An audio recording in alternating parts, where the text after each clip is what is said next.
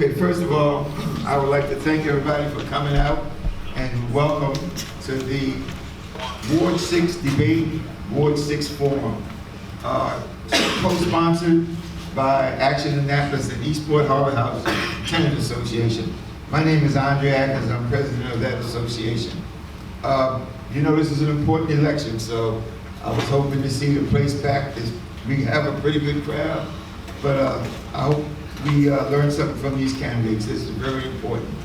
I would like to introduce the lady that's going to introduce our moderator from Action Annapolis, and her name is Lynn Sonjay.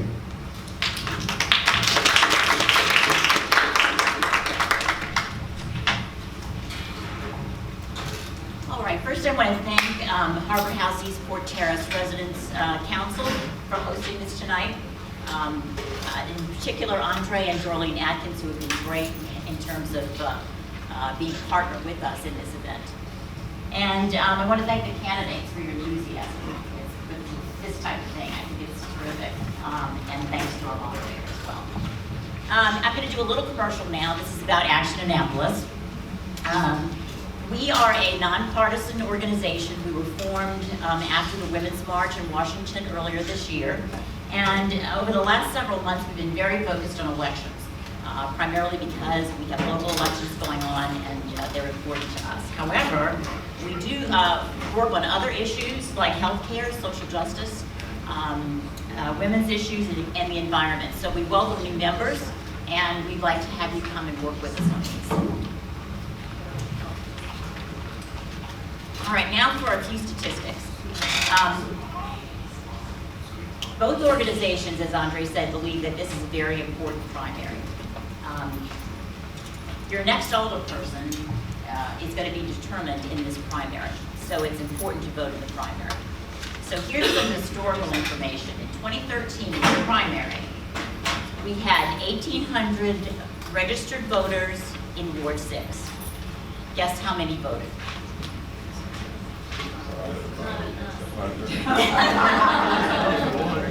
Right, 281. 281. So if you think your vote doesn't count, when you're talking about these kind of numbers, it counts.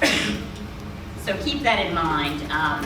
There were a couple of wards that were worse, but actually wards 4 and 7 were worse, but that's not the mark you want to compare yourself to. So the dates to remember are September 19th, that's the primary date, and November 7th, which is the general election. Okay, when you came in, you may have noticed we have 2 tables with literature on them. It's all the voter information you could possibly want. So please stop over there and take a look. There's voter registration forms if you're interested in registering. And you can register until October 9th for the general election. The primary is already closed. We have absentee ballot applications.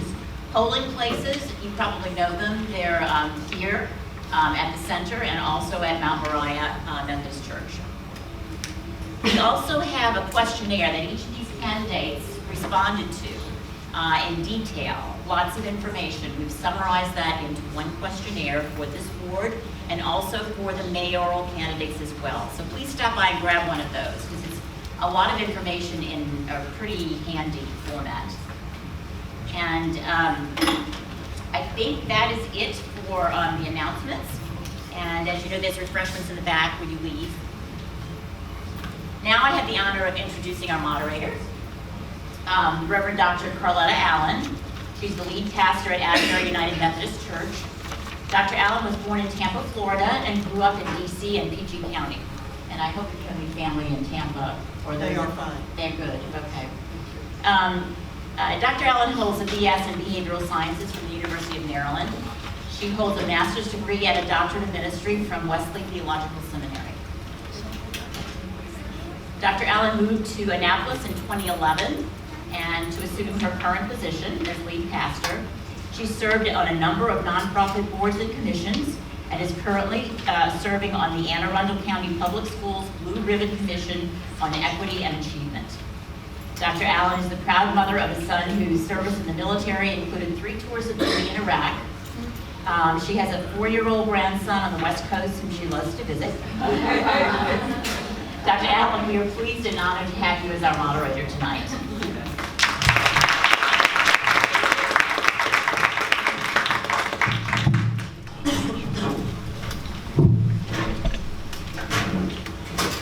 Good evening to all of you. It is so good to be with you. And it really is an honor to be asked to moderate. This is an important election. Every election is an important election.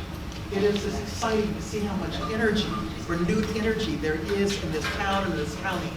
You are here because you understand that we live in a time when your vote counts more than ever. And so tonight you're going to have an opportunity to hear from two people who are here vying for your vote. Each of them has a vision for the city, especially for this ward. And my job tonight is to give them the best opportunity they can have at this forum to express themselves. I believe you know both of the candidates. I'll go with ladies first. Ms. Shanika Henson.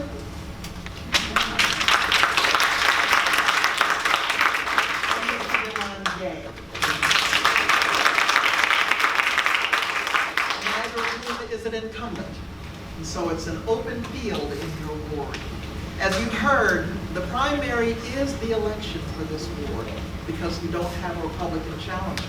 So it is very important, I'll say more about that later, that you make it to the polls for the primary if you want to decide who's going to be your alderperson. I happen to believe that we need to be the change that we want to see in the world. And so if I want a quieter world, I need to be quieter. If I want a more just world, I need to be a person of justice. If I want a world where people are honored and respected, then I need to be honoring and respecting. So that is what I bring to this evening. I ask that we be an environment where people are honored and respected. I'm not trying to squelch anyone's passion. I hope you are passionate about the things that matter to you, about your families, about your children's future. I'm not trying to squelch that. I'm simply asking that we treat others the way we want to be treated. That tonight is about dignity and honor and respect.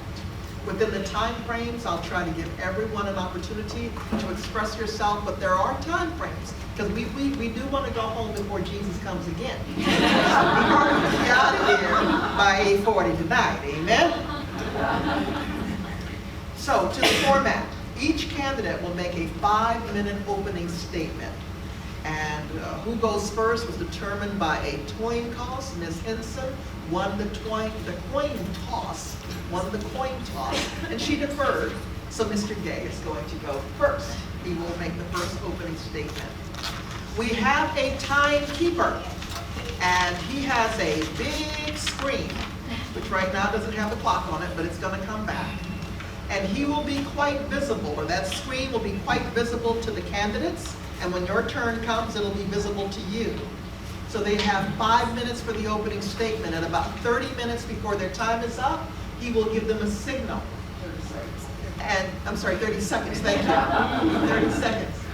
And if they go beyond that, then he's going to stand up. And when he stands up, they sit down. Because if they don't sit down when he stands up, then I stand up. And you don't want me to stand up? Because I just want to be the love of Jesus tonight. We ask that you please hold all applause till the end of the forum. I promise you, you're going to have an opportunity to whoop if you want to at the end. But I ask you to please hold all of your applause to the end. That is important to the candidates. Every one of those seconds matters to them. So if you start applauding, then you're eating up their time. So you don't want to take away from their time. We will begin, as I said, with 5-minute opening statements from each candidate, and they are going to lay out in 5 minutes what their vision is for this ward, for this city, and why you should vote for them. We are looking for their 3 top priorities in the position to which you would elect them. Their 3 top priorities, their vision for the city, and why you should vote for them. Mr. Gay.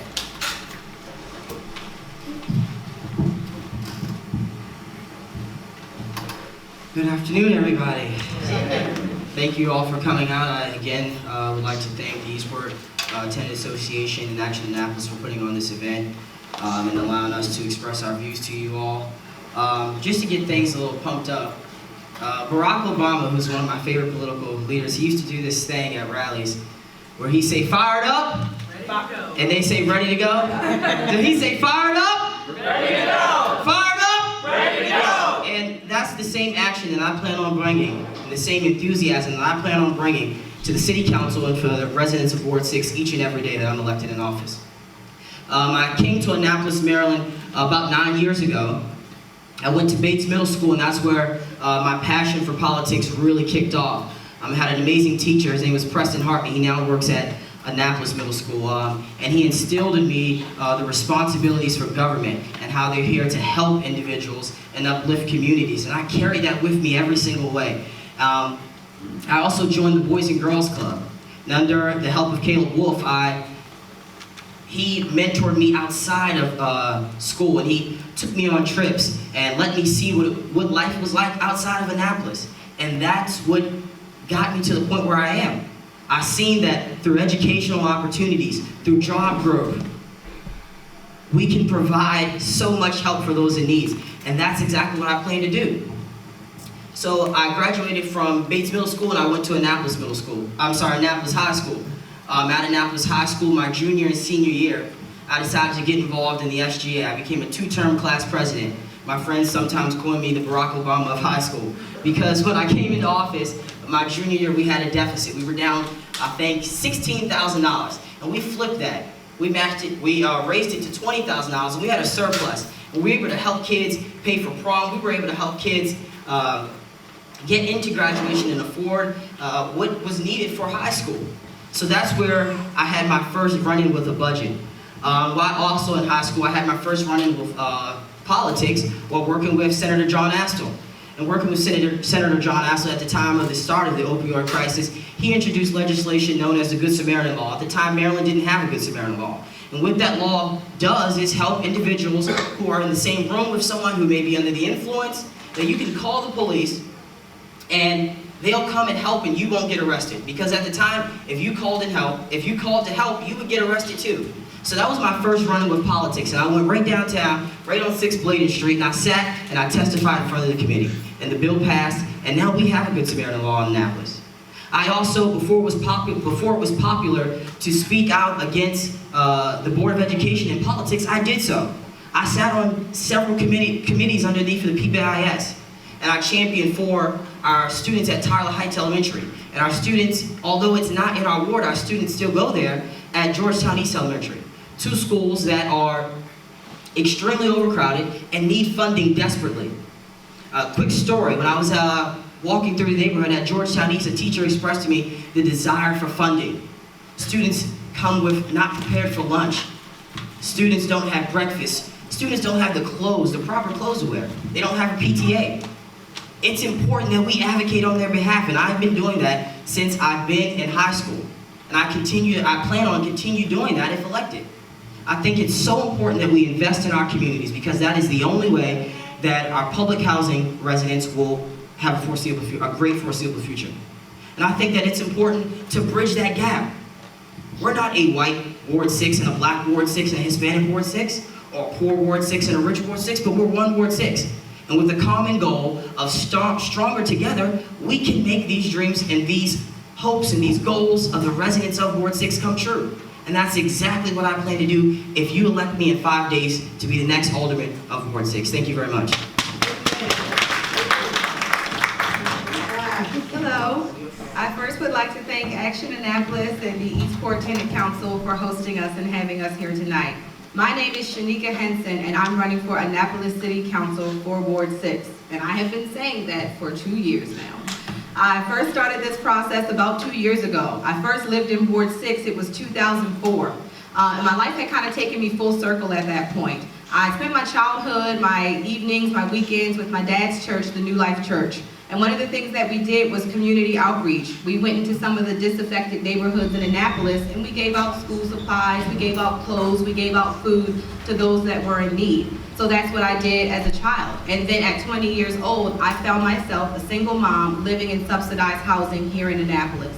Those same neighborhoods that I used to go to give back to was now my home. People who I used to give resources to were now my friends and my neighbors. And I got to see a whole different way of life in Annapolis. So after while living in Ward 6 in Bay Ridge Apartments, I completed my undergrad degree, I went to law school, I took the bar exam, and I came home to my apartment in Bay Ridge Apartments.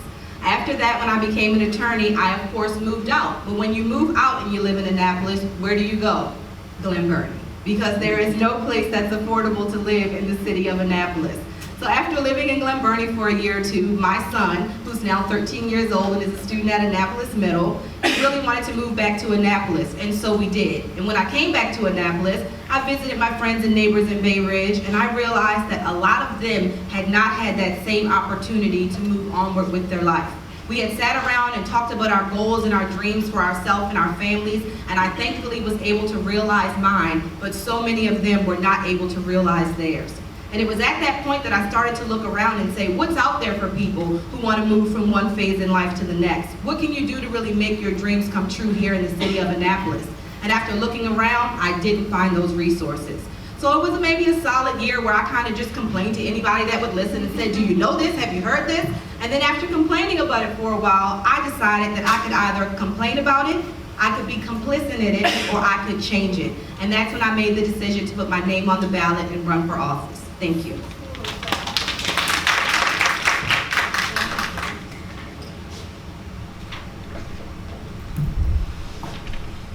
Thank you both. I want to share with you the rules for the questioning period. I'm going to share them again when we get there, just in case some persons come who didn't hear them the first time, because they're very important. After I give you the rules, then I am going to spend a few moments asking them some questions, and then you're going to have an opportunity to ask them some questions. You will be asked to stand when you ask your question. Please state your name and where you live. You don't need to give your street address, but generally the neighborhood where you live. Indicate to whom you are asking the question. If one or the other or both, they will both have an opportunity to respond.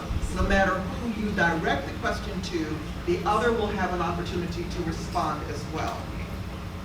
Issues, not personalities, are what we hear about tonight. When you go home, you can talk about that moderator's hair was crazy or whatever. But tonight, we are here to discuss issues, not personalities. As I said earlier, be the change you want to see in the world. Dignity, respect, honor. Treat people the way you would want to be treated. No personal or abusive questions are to be asked. Speeches from the floor will not be permitted. We're not here tonight to make speeches. There are other places where you can make speeches. You can go to City Hall and make speeches. Tonight we're here to hear from these candidates, to ask questions. So you are going to have a very brief time to ask your question. You're going to have 1 minute. That's 60 seconds. And so if you haven't actually asked a question, after about 49 seconds, I'm going to ask you, what is your question? Okay? So please, questions, not speeches. 1 minute, 60 seconds. I have the right to rule on all questions. If I believe that it is not appropriate or in order, then I will rule it out of order and they will not respond. Even if you want to, you will not respond if I rule it out of order. The candidates will be limited to answers not exceeding 2 minutes. Remember, each of them will have an opportunity to respond to your question if they choose to. I'll repeat these again a little bit more rapidly when we get to that point. But now it's my turn. We will alternate who receives the question first.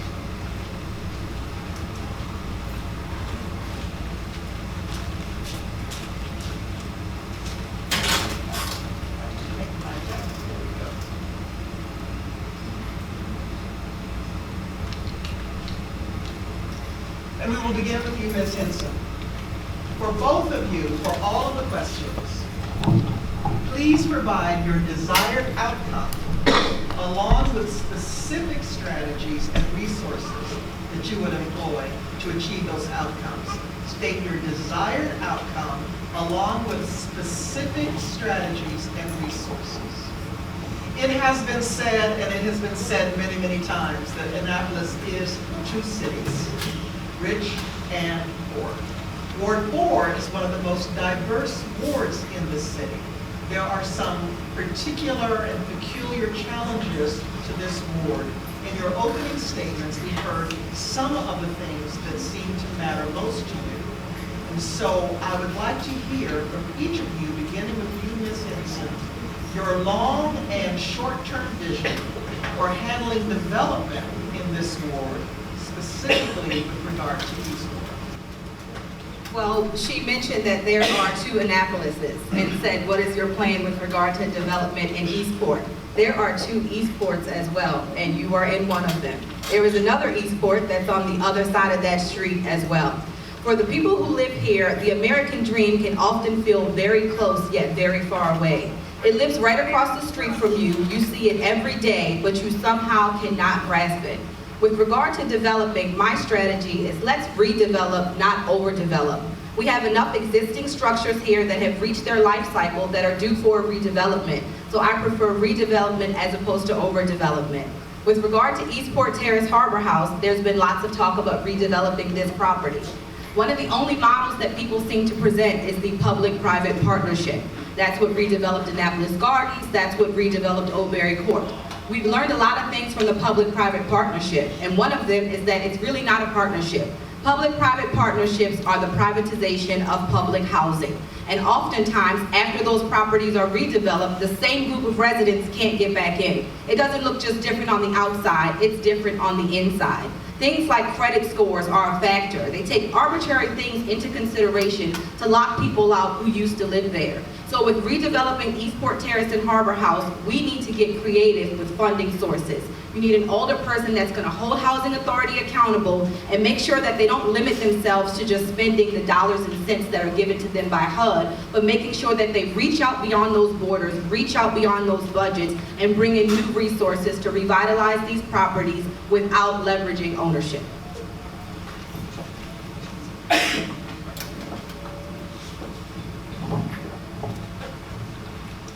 In regards to development within the Eastport, we obviously can talk about the Eastport Landing Project. We can talk about what was formerly known as Crystal Springs.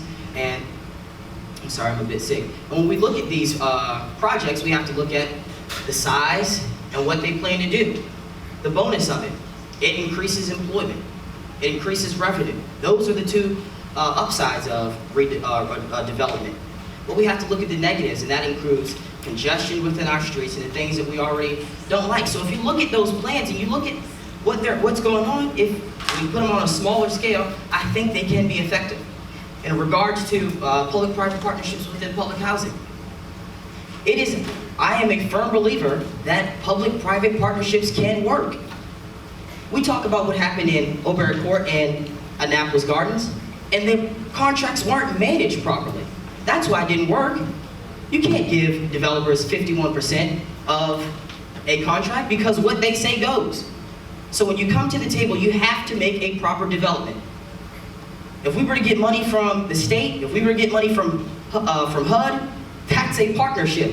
Anytime you take money from someone, that's a partnership because that money has guidelines. So anything we do in regards to public housing is a partnership. It's just a matter of how we enforce those funds. Will we let them be mishandled, or will we use them properly? In regards to a public-private partnership, at the end of the 30-year contract or 15-year contract, whichever they decide to go with, HACA has the option to buy it back. And you can't do that if you spend the money. If you sit on that money, you have 30 or 15 years to save that money. You can buy back the contract so that those residents won't be out of a home. And I guarantee you, if I'm elected as alderman, that will not happen. My mother lives in public housing right here in Eastport. Do you think I'm gonna let my mom go out on the street? I'm gonna be a champion for public housing. because this is a community that I know all too well, and I know the residents in it. And we cannot afford to let them go homeless. Thank you. You can remain on your seat. Absolutely. The next question. Continuing that vein, one of the concerns about development or redevelopment is the protection of the occupants during that redevelopment period. What actions would you take? What strategies would you use to protect those persons who are already in housing? Absolutely. So last night, I read through the contracts, the former contracts of Annapolis Garden, and what Ms. Henson said is correct. They often do have extremely hard situations that allow you to get back in. But if you bring those to the table at first, that won't be a problem. If we know that the average income of public housing residents is $15,000, and that we just got off of a bad recession, and that credit is going to be a problem, why would we put that in the contract? Why would we allow that to be a clause? That just shoots our residents in the foot, and we can't do that. So when going into these meetings, you have to make sure we have to hold HACA accountable. We have to hold the city accountable and say, look, these partnerships can work if we work on the right contract. It's all about the deal. I hate to sound like Donald Trump, but it is about the deal. It's about what you present, what you put into it. And if you go in with good intentions and good developers and a good team at HACA and a good board commission, then it can be successful. And I think that's what we can make happen. So what am I doing with regard to the redevelopment and how would I protect residents, I believe was the question. On your chairs when you came in, each of you had a blue piece of paper. On this piece of paper is a proposed resident bill of rights. The tenant council president here in Eastport Terrace Harbor House, Mr. Atkins, he came to me one day and he said, Ms. Henson, they're going to redevelop these properties and I want to know what our rights are and there's some things that the residents want.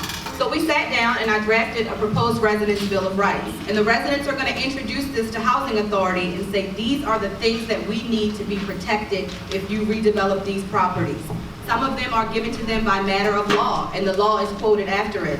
Some of them are given to them because it's an act that the residents want to have. Some of those things, like there has to be a one-for-one replacement. For every occupied public housing unit, you have to make sure that there is public housing on the new property that you develop. We want to see that right enforced. When residents are transitioning from one unit to the next, the Housing Authority has to assist them with moving. We want to see that enforced. So I sat down with him to draft this up and to submit this to Housing Authority to make sure that all the rights of the residents are protected. There's one other one on here, and it's called economic opportunity. Redeveloping these properties will present a great chance for residents here to be employed and to learn a new job skill. We are asking that Housing Authority train the residents in public housing and that they employ the residents in public housing when they redevelop these properties. That's why I took the time to sit down with Mr. Atkins, who works tirelessly for this community, to draft this so that everyone would be protected in transition. I also just want to clear up some things. With regard to redeveloping the properties, these properties are owned by the Housing Authority Association. Selling these properties has to be done per the federal guidelines. The only way to do that they have introduced currently is the RAD program, the Rental Assistance Demonstration, commonly referred to as public-private partnerships. Under the RAD program, ownership of the property changes hands from the Housing Authority Association to the private developer of that property. And then it's a 30-year contract where for the 30 years, the things that you have agreed to are the law of the land. And then after those 30 years, the deal expires and that developer is free to do as they wish with the property. The only thing remaining is an affordability covenant, which is not enforceable and doesn't have any mechanisms in there to protect the residents thereafter. We have not yet seen what happens when these properties fall off the cliff, when that 30 years is over. If Housing Authority didn't have the funds to redevelop them, they certainly won't have the funds to purchase a brand new remodeled property. Before I ask the next question, I'd like to invite those of you who are standing in the back to come on in. We're so glad you're here. Please come on in. There are lots of seats. Of course, there are lots of seats up front where nobody ever wants to sit in. But we do want you to be comfortable so you can concentrate. As it happens, as I was coming here tonight, I saw an Annapolis City police officer walking up the street. it occurred to me that he was out of his vehicle and walking. Community policing is the question. What does community policing mean? And how can we improve community relations with our police department? Community policing is a term that you hear used often, but very little effort is given to define that term or to commit that to policy. Community policing is when officers are assigned to a designated community and they work that designated community. They get to know the residents in that community, they build trust and partnerships with residents there. If something is out of place, that officer is the first one to notice that it's out of place. If someone is just having a bad day versus being a bad guy, that officer knows that and has that judgment because they've been there in the community. Community policing is something that we like to see implemented, but if you look at the budget for our police department, we have not committed the resources to training dollars to really train our officers on an effective community policing model. We expect them to do that, we want them to do that, but we haven't yet dedicated the resources to really adopting that in the city of Annapolis. So I would like to see us improve the funding for training for our Annapolis City police officers and adopt a true community policing model where they have the opportunity to build those relationships.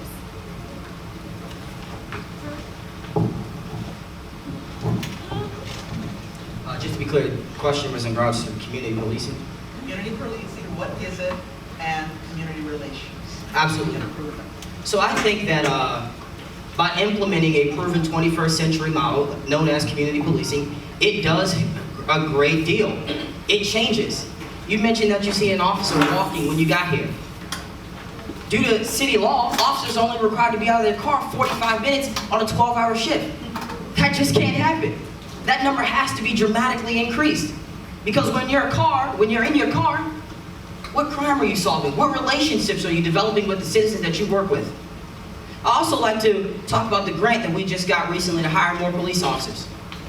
It is a firm belief of mine that if we hire police officers from our city, train them in our city, they'll know the town, they'll know the community that they're working in. And that goes a long way. Building those relationships, building that trust between an officer and a young African American male like myself, who when I see a cop, I immediately tense up. But if I know that cop, if I know that cop loves my community as much as I do, if I know that cop is going to protect me and is not here to harass, I will work with that cop, I will gain respect for that cop, and he'll be like my best friend. And when crime happens, he'll know who to come to. When crime happens, he'll know the community, he'll know the layout. That's what community policing is. We can't get by on 45 minutes anymore. We have to increase that number. We have to start building those relationships. And I plan on doing that. I plan on enforcing that policy. And I think that the city has taken great steps to do so, but there is so much more to go. There's so much more to do. And I think we can do that. It's time to start putting our words into action. We've been saying community policing since I was wearing uniforms at Bates Middle School. And I'm now 10 years out. We have to make the change, and the change is now. Absolutely. What concrete things can the city council do to impact the growing economic disparity between rich and poor in this city? What concrete things can the city council do to impact the growing economic disparity between rich and poor in this city? Absolutely. So a lot of times we talk about middle class, what it means to grow and expand the middle class. But if you continue to pump money into the same middle class, nothing's changing. You have to invest in that lower class. You have to invest in public housing residents. You have to invest in the 90% of single households in the city of Annapolis that are dominated by female head. You have to give them the resources. And that's something that I've talked about since January 31st when I submitted that application. I intend to bring community resources to our neighborhoods. You have to have job opportunities. You have to have economic opportunities, bringing trade programs, certificate programs, where jobs are growing, introducing environmental policy and environmental legislation that will help fight stormwater, help fight our stormwater problem, and help our environment, and create jobs. It's there, we just have to do it. In the exact neighborhood that we're in right now, there's a 80% of the residents don't have a high school diploma or GED equivalent. And that has to change. And that changes by encouraging them, letting them know the incentives that live on the opposite side of obtaining that GED or high school diploma. And then we have to let them know that that GED or high school diploma in today's economy isn't going to cut it. And that now you have to go further. We're going to keep pushing you, and we're going to work with you so that you can obtain that trade degree or that 2-year degree from Anne Arundel County Community College. And we're going to push you even more so that you can take a 4-year degree. You have to do that by presenting the resources to them. In particular, our males, our African American males, who so often drop out of high school. That has to change. We have to present opportunities to them. We have to let them know that jobs wait. We have to let them know that education waits, because education is the key to a successful future. And I believe that if we bring those resources to the communities, not just Eastport, but Bay Ridge Gardens and Robinwood, and not just public housing, but all of Annapolis and all of Ward 6, then we will increase, our employment numbers will go up, our poverty numbers will go down, our crime numbers will go down. Because if you're at work, if you're getting that education, you can't afford to commit a crime. And I think that goes a long way. It was maybe 2 or 3 months ago. It was after I left the meeting. It was about 5 p.m. and I was riding through the ward. I rode through Robinwood, and do you know what I saw at 5 p.m.? I saw men and women getting off of work. I saw women in nursing scrubs. I saw men with reflector vests on. They had put in a full 40 hours in that work week, and they were still only able to live in Robinwood. And that simply shouldn't be the case. There is a misperception that our public housing residents aren't trying hard enough or aren't working hard enough. And that is a misperception. Our residents have jobs. They need career opportunities. The same bridge and the same platform that I was able to have to elevate myself, our residents need those opportunities. And it's good that everyone comes around every 4 years and they say that, but what you really have to do when the rubber meets the road is find a way to fund those things, and that's not the easy part of it. This is a serious job, and it takes a serious person that knows how to balance a budget, that knows how to look for resources, that knows how to bring funding to your city. If we are going to really give our residents a leg up and a bridge, we have to invest more in support services. Our public transit in the city of Annapolis is just not acceptable. It doesn't take you where you need to go if you don't have a car and you're trying to get to work and better yourself. We have to invest in things like after-school programs. The city runs the Recs and Parks program, and we've had a funding shortage with our after-school programs. We have to reach out to the county, we have to reach out to other resources and make sure that when a person wants to do better for themselves, they have the opportunity and the backing of their city behind them to do it. And thank you for that segue, because my next question has to do with transportation. Much has been said about the need for jobs, about the need for career opportunities. I've only been here for 6 years, but I hear stories about the good old days and the jobs that were in town and the U.S. Naval Academy and the hospital.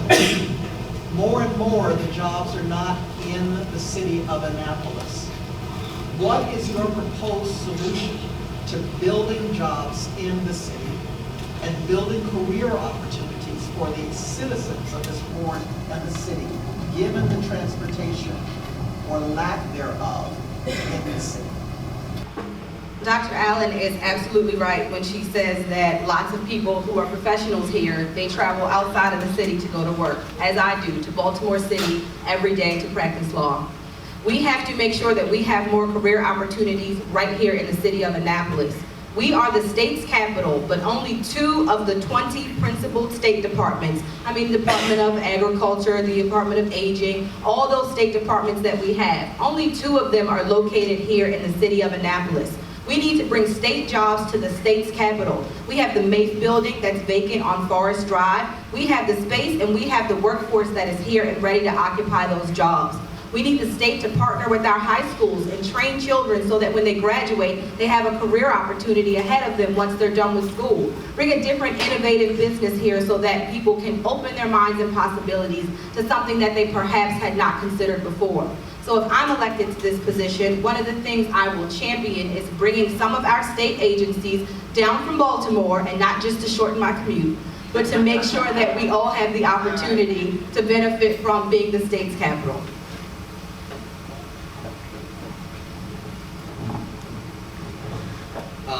Could you just repeat the question again one time? Sorry. How will you increase jobs and career opportunities for the citizens of this ward and the city, given the transportation challenges, the public transportation challenges we face? Absolutely. So when I got my first job here in the city of Annapolis, I worked at the Giant over on Forest Drive, and I caught the bus. The red route would ride right in front of my grandmother's house. I'd get on the bus and I'd go to work. The problem was getting home. That's step one, increasing the time period of our buses. But we have to find that funding. We got to be proactive. Once we do that, I think that solves a tiny bit of the problem, but not the whole problem. 14.5% of Annapolis City residents live below the poverty line. That's 2% higher than the entire state. We have to get serious about providing opportunities within our city for our residents. And we can do that by attacking growing markets. Our trade programs, HVAC, will never go away. You'll always need someone for that job. Our environmental concerns, I said this before, but if we create jobs to fix our environment, we're knocking two things out at one time. We've got jobs, and now we're fixing our environment. Things like that must start. We must invest in these programs that are already started. Programs that take place in this very rec center. That go after those who have the drive and the energy and the fight, looking for employment, looking for a way, a career, so they don't have to work two jobs, so they don't miss their opportunity to see their families. We have to get serious about providing opportunities, and we can only do that through investing. When I look at our budget, the budget is only reflective of one Annapolis. There isn't many millions of dollars pouring into this ward. There isn't millions of dollars pouring into Ward 4. That is a gap. The budget should be reflective of the entire city, and investment should be made. And of course, the funding will be difficult to find, but you have to do it. When I worked over on the state capitol for 2 years, every session from January to April, I work in the state capitol, and I work closely with Delegate Moon and Delegate Andrew Platt, and eyeing how they get money for specific bills, how they work with the budget. And that education that I learned on the state level is what I plan to bring to the local level. That tenacity, that hunger for the investment in our communities, and not just public housing, for the entire Ward 6. There are young teachers living in our community that are barely making ends meet, but we must stop that. We have to get serious about putting money into these communities, and I plan to do that. And I think the question's next for me, isn't it? Absolutely. Successful civilizations have known for thousands of years that the true mark of a healthy society is what we do for our children's children. What policies or administrative practices would you support in order to ensure a hopeful future for all children in this city? What policies or administrative practices would you support in order to ensure a hopeful future for our children's children? Absolutely. So when we talk about making partnerships with our county, one of the most important things that I think that we should start implementing is that when our young teens and our young adults are jailed at the are jailed at the Jennifer Road Detention Center, that while they're there, we create a program with the county that allows them and gives them the resources so that once they're released, they're not doing the same thing. You go to prison, you go to the detention center, you sit there. There is not a mental health advocate there to work with you. There is not a career building program there. And if it is, we must start investing in it. Because the recidivism rate is not declining, it's increasing. Joe, it's a theoretical name, Joe, will do something on Frederick Douglass on Friday, get arrested, come home on Wednesday, has no clear plan, and do the same thing, get arrested again, And that cycle continues, and that's something that must end. We must start investing in our children. And it starts, again, going back to those educational institutions. Tyler Heights Elementary School, Georgetown East. 2 schools that I advocated for and I fought for as a student in high school. I fought for funding at Annapolis High School because I knew how important that funding was to the successful lives of our teens. We sat in front of the board and we petitioned and we begged them, please give us funding for programs like AVID, Advancement via Individual Determination, a program that I went through that got me successfully into college. A program that works with underserved youth in our community, gives them the resources so that in their junior year, they're creating scholarship applications. They're creating essays, so they're ahead of the rest of the students. We must start investing in programs like that. And I've been an advocate for it since high school. And I plan on continuing to do the same thing. Because as I've said so many times tonight, you'll hear me say it again, the key to success is education. We know how important a degree is. So we must invest in programs that will ensure our residents that same opportunity. Last year, Tyler Heights Elementary School, which I passed every day going home, was at 133% state-rated capacity. 133% state-rated capacity. When I go to some of the single-family homes here, I had a person tell me, I rented my house out and I moved out of the district so I wouldn't have to send my son to Tyler Heights Elementary. That's how bad we have let that school become. Of course, the education there, the curriculum is controlled by the Board of Education. Of course, the funding is controlled by the county council, but we still have influence as the representative for this district to fight for those dollars to revitalize Tyler Heights Elementary. Tyler Heights was ranked #2 on the state MGT study for a new school. Tyler Heights was bumped all the way down in favor of a new Crofton High because there were folks advocating for Crofton High. The job of the older person is not just voting yes or no on city legislation. It is being an advocate for places like Tyler Heights. But before you get to being an advocate, what you first have to do is be fiscally responsible. Because if the dollars of the city are going to be in your hands, you need to have demonstrated the opportunity to control and manage a budget. Each candidate is required to file a campaign finance report, and those are available online. When you look at the campaign finance report, you see the meticulous time it takes to keep those records right. When you look at my opponent's campaign finance report, you see that there was $180 that was raised, that $180 was mismanaged, and the account was left in a deficit. We cannot leave our children in a deficit. It has gone on for too long, and we need an advocate and a representative that is going to make change. Absolutely. So, one, it wasn't $180, it was $100. We had a bounce check, took us down. The bank tacked us for that bounce check. It took us down, and it kept taking us down. We got the negatives, but we got that up. And I don't pride myself on raising money for a campaign, because I like to reach out to my constituents and talk to them and get to know the concerns. You know what I did? Not as a candidate, but as a civilian? We raised $12,000 so we can get central air into these communities. That's the fundraising that I did. I didn't put my time into raising money for a campaign because I know how important it is to reach out and get to know my constituents. Yeah, we had a mess up, but we're increasing that. And if we talk about my history of deficits, as you know, we raised that deficit at Annapolis High School. I said that before, a surplus of $20,000. So yeah, we had a small fall because we had a bounce check, but we moved forward from it. And that's the attitude you have to have when working in communities and working in the city. You have to move forward. And that's exactly what I intend to do. I think next question is for me. Oh, okay, perfect.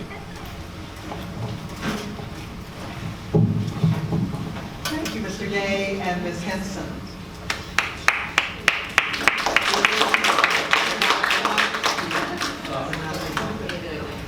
But it is your turn to ask questions. You've heard them talk about housing and transportation and education and jobs and careers. You have an opportunity to follow up with any of those or to speak about what matters to you. I want to share with you one more time, for those of you who were here and for those of you who were not here, these are the rules for the audience question period.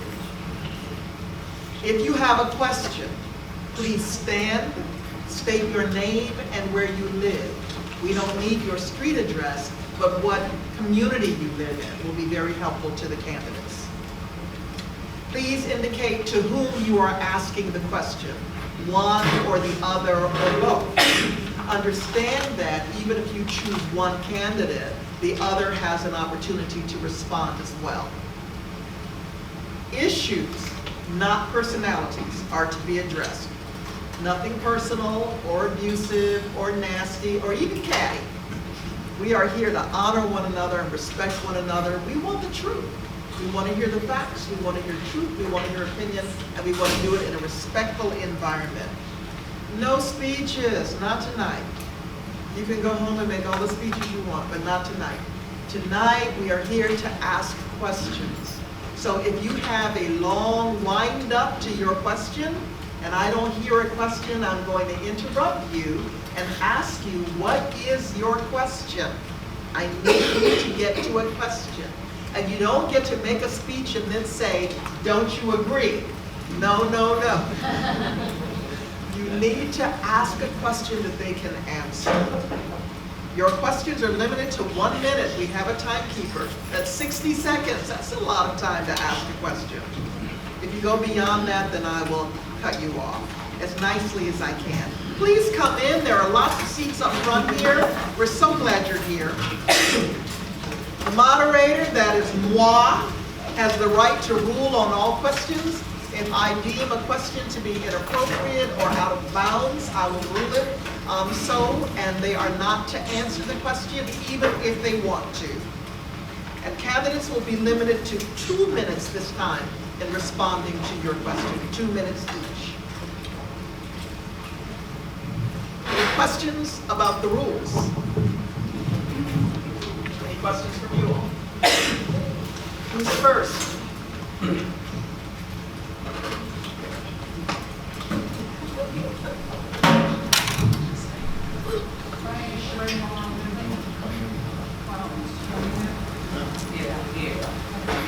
We want to make sure we hear you.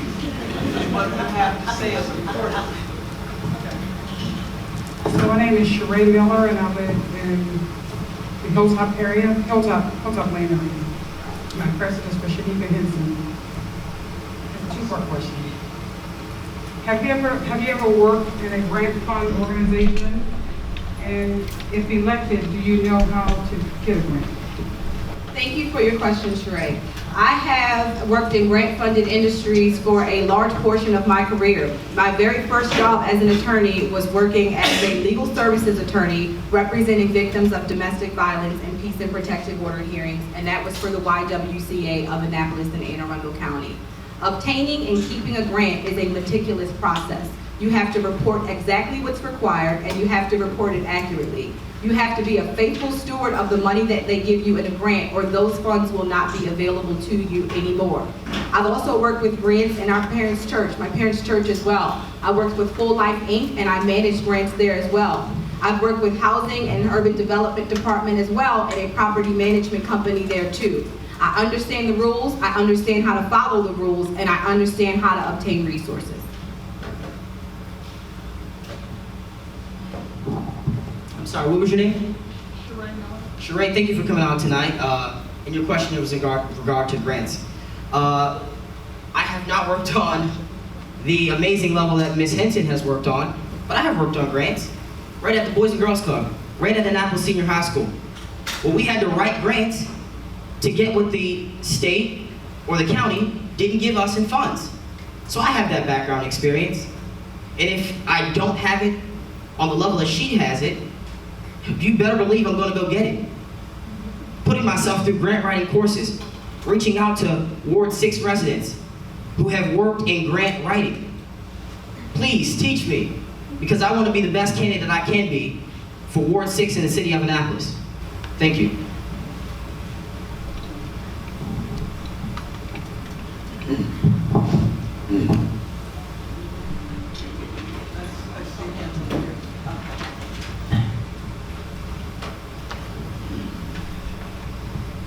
My name is Cynthia Carter, former alderwoman of this lovely district. I'm no longer in the city of Annapolis, but I live in Annapolis, 21401 zip code. But I want to ask a question.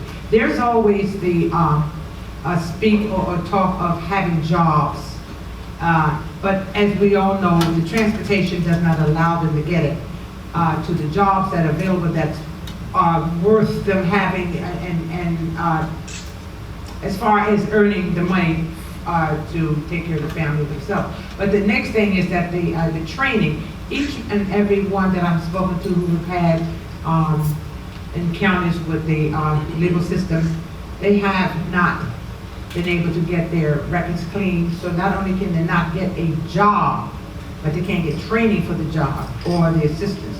Do you have any plans for them to get expungements or anything to help them to get the training for these jobs that they have out here that's on 10 or 15 pages in the Baltimore and Washington paper, and at least 2 in the Capitol? Thank you. To whom was your question, Dr.? This is to both of you.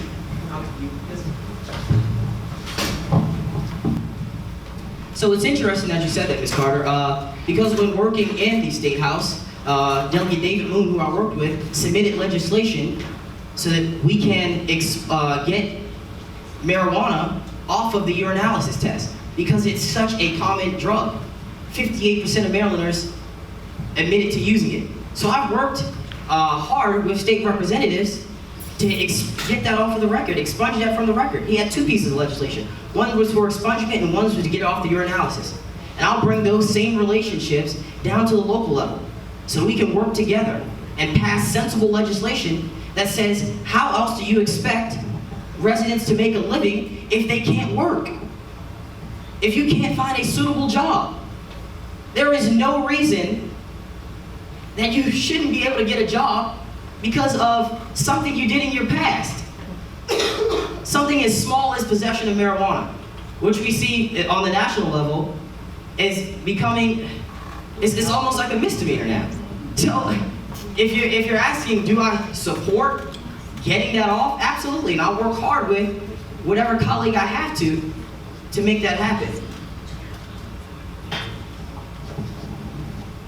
To the first part of your question, and thank you for the question, Cynthia Carter, former alderwoman for Ward 6, someone that I've had the pleasure of casting my vote for, and someone who has been an amazing champion for this area even after her term in office.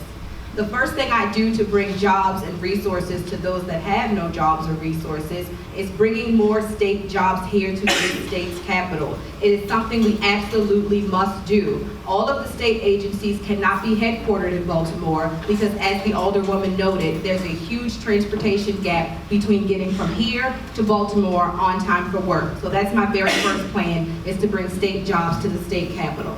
My second plan involved in that as well is that we have to get smarter, about what we are doing with regard to our offenders who are re-entering the community. As an attorney, I work with the local pro bono committee. As an attorney, we are all encouraged to donate so many of our hours and time to giving back to those who can't afford an attorney, who need an attorney at no cost or at a low cost. While working as a pro bono attorney, I participated in a program called Lawyer in the Library, where we set up shop in the public library and we offered our assistance as an attorney for free to those who needed the assistance of attorneys, helping people expunge their records, helping people understand the charges that were against them, helping people figure out their family law issues as well. So I not only have dedicated myself as a public servant, but also in my professional career to giving back to those in need.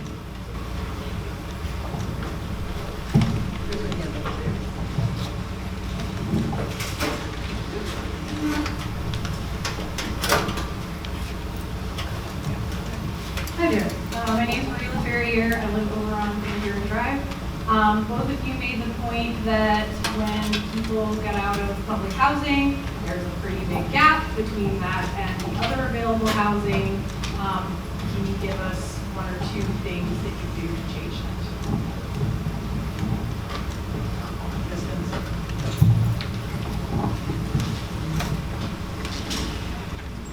So first, I think it's important that we start looking about what possible developments we can create within Ward 6 at an affordable rate. If you drive down Tyler Avenue, there are amazing vacancies sitting there waiting to be redeveloped. And then next to it, there are great lots waiting for single-family homes so that people can move in. And secondly, in 2004, the moderate price dwelling units was enacted. Now there are flaws in it, and I'll tell you what flaws there are and what I think should be changed. Number one, it requires that if you'd like to rent the property, the moderate price dwelling unit, let me explain that. The moderately priced dwelling unit requires that when a subsidized property is built, 12% of those homes are used for affordable housing. So when you want to rent that home, it requires that 30% it requires that you make an income of at least $30,000. Now, if I told you earlier that the average income of public housing residents is $15,000, it wouldn't cut it for the single mother down the street that wants to get out of public housing. So I think that minimum should drop to meet reality. Because in 2004, before the Great Recession, $30,000 was easy to access, but it's not now. Secondly, if you'd like to buy that home, it requires that you meet the eligibility for a home loan. And when I seen that, I thought about our hardworking teachers at Anne Arundel County public school systems that want to invest and take the next step and purchase a home, but they can't because they carried the burden of debt from school and making sure that they had higher education, and now they have bad credit and they can't reach those goals. Or I think about the family that made it through the recession but has bad credit and they can't reach those goals. So we have to work out some sensible legislation to make sure that individuals are able to move into affordable homes. Thank you. My plan is not to lower the standards, but to raise the income. If $30,000 is what's required to rent that unit, then you probably need more than $30,000 to successfully occupy that unit or own that home. So my plan is to bring economic empowerment to the residents so that they can afford to transition from public housing to private housing. Also, when you look at housing affordability, there are only two ways to get housing affordability out of developers. That's incentives and that's mandates. And I don't think that we have used enough of both. Incentives give you a benefit for making affordable housing, and mandates require that you make affordable housing. Those are the only tools in our tool bag as legislators, and I would intend to use both of those.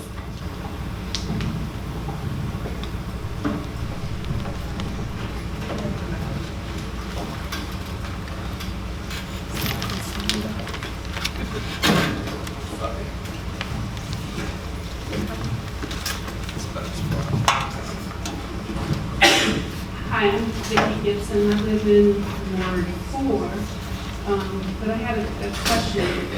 Recently, the county came up with something called Arundel United to help address issues of racism.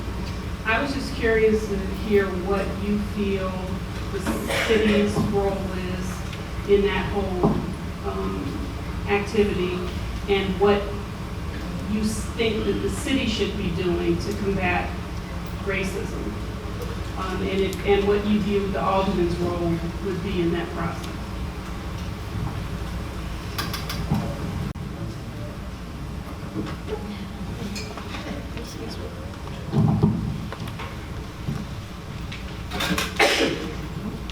So, we talk about tackling racism.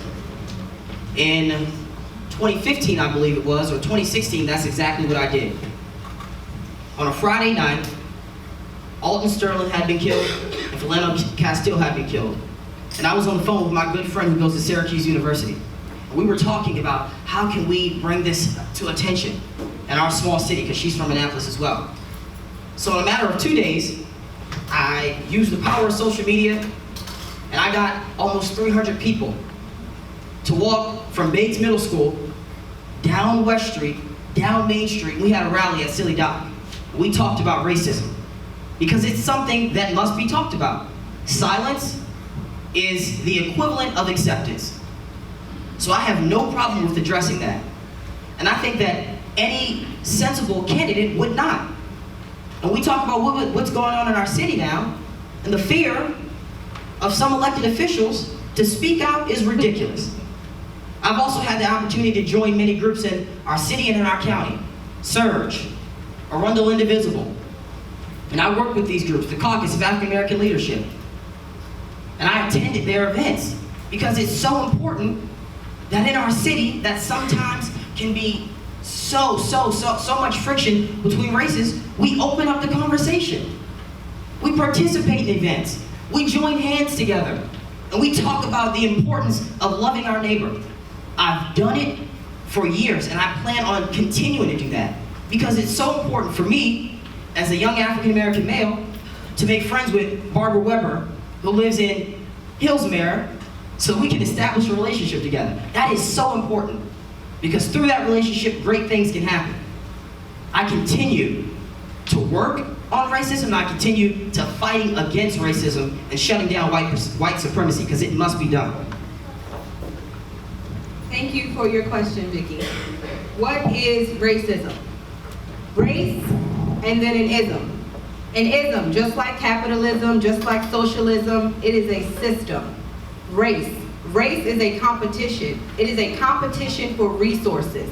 Racism is a competition for resources when one race is trapped at the bottom and the other is on the top with the resources.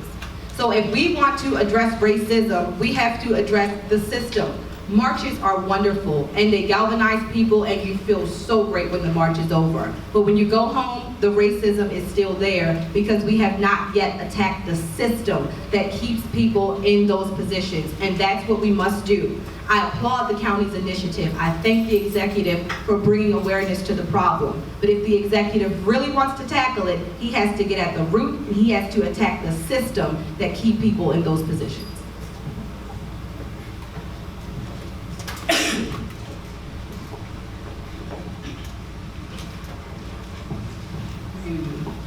My name is Edith Knight. I'm a homeowner in this area. I've been here for 45 years. When you talk about public housing, someone talk about the home ownership. There's been quite a bit of crime since I moved in 45 years ago. And I'm not so sure that everything is being done as quickly as we want to address the crime. And this is to both of you. Thank you for your question, Edith, and thank you for representing the voice of the many homeowners that live here in Ward 6. I have always said that nothing beats crime like a good paying job.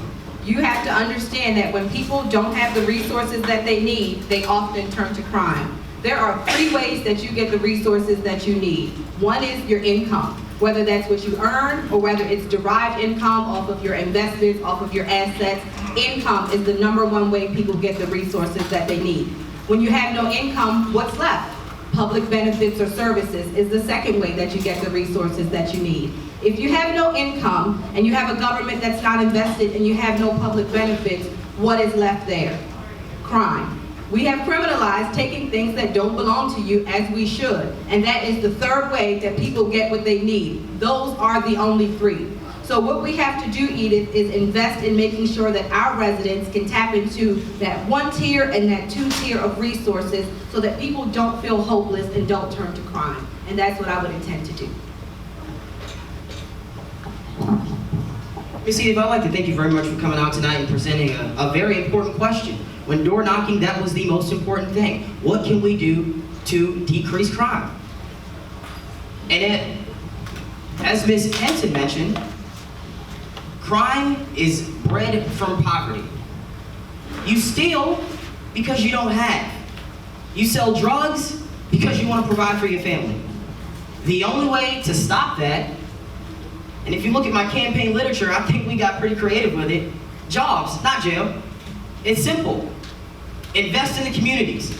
Create educational opportunities so that individuals can, after they further their education, they can get involved in a career.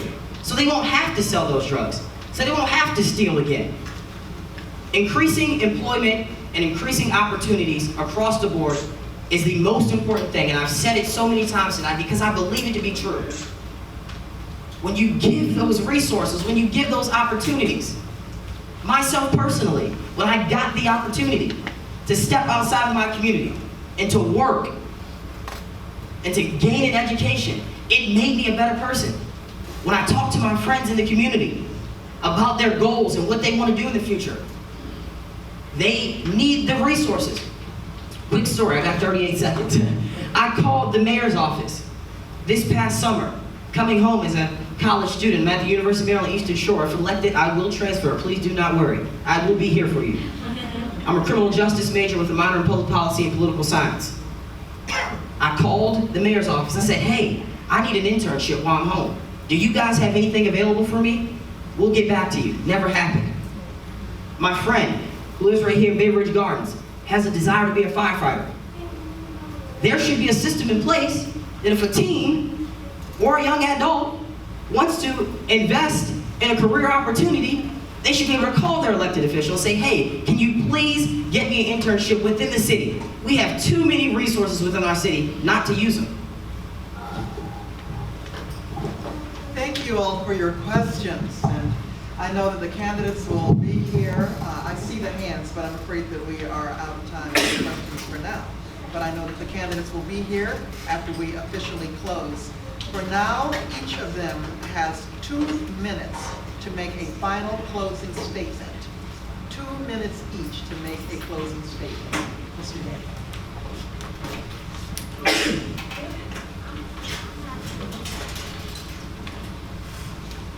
I believe that,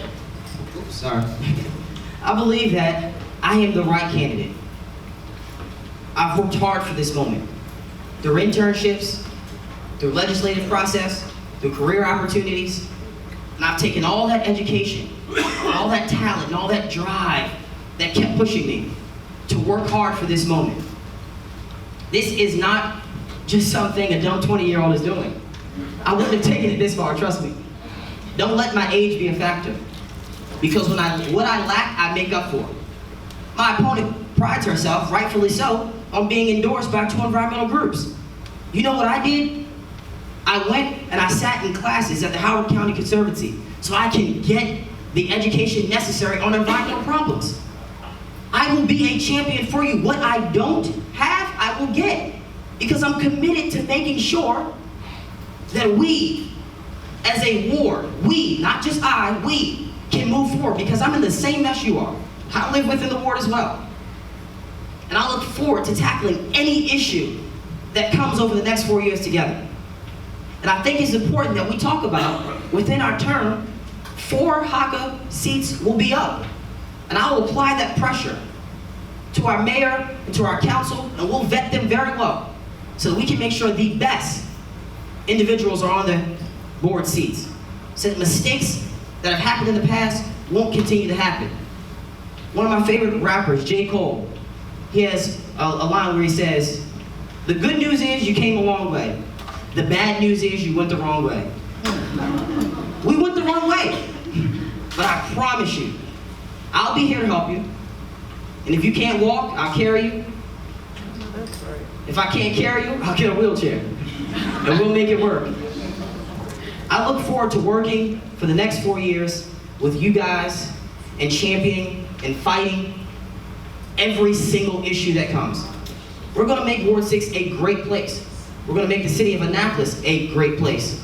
And I think I am the right guy to do that.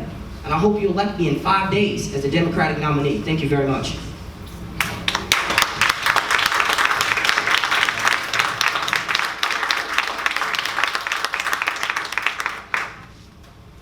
I have been where Juwan is now. At 20 years old, I was a college student at the University of Maryland Eastern Shore. And then after that, I completed my degree at Coppin State University in Baltimore, and then went to law school at the University of Baltimore, and I've been a practicing attorney now for 7 years. I applaud his effort and I applaud his enthusiasm, but this is a serious job that needs a serious person that understands how to get things done. My dad once wrote a book titled, How Much Do You Want a New Life? And I had to ask myself, how much did I want to see change in my community? Did I want it enough to put my name on the ballot? Did I want it enough to sacrifice my privacy? Did I want it enough to sacrifice my time and my money? And I realized that at the end of the day, That was most important to me, was making sure that my friends and neighbors had the same opportunities that I did to live their very best life. So I ask you today, how much do you want a new life? How much do you want to see change in your community? Do you want it enough to come out and vote on Tuesday? Do you want it enough to evaluate the candidates on their merits and make a choice for someone that you know is ready to step in and lead this board? Thank you.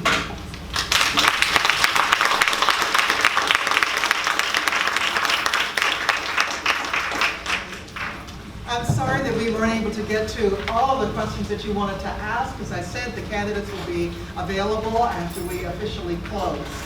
I just want to remind you of some of the very bleak numbers that we heard at the beginning about turnout in our city overall and in our ward. We can do better than that. Our children's children and our children's children's children are counting on us. To remain home is to cast a vote. And what I hope is that no one here leaves here complacent, believing that it's somebody else's responsibility to care for your vote. You have a vote. People put their lives on the line so that you can vote. So please exercise that. To repeat once more, that because there is not a candidate from the other party, the primary next week is in effect your election. So please come out and vote on September 19th.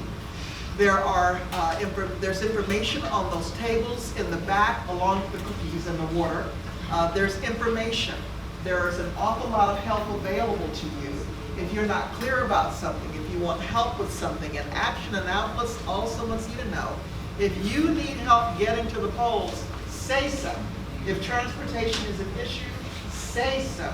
An awful lot of faith communities, including the one that I serve, have something called Souls to the Polls. Do not let not having transportation stop you from getting to the polls. If you can't walk there, then let somebody know and we'll make sure that you get there. This has been a great night. We have heard from two impassioned, prepared candidates, and I know that you just cannot wait to applaud them. And so we're going to begin with Ms. Henson. We want to thank her for being here tonight.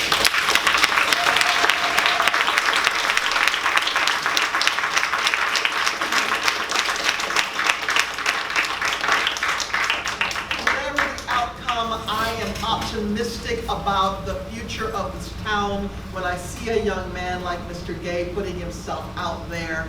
Thank you very much. Thank you.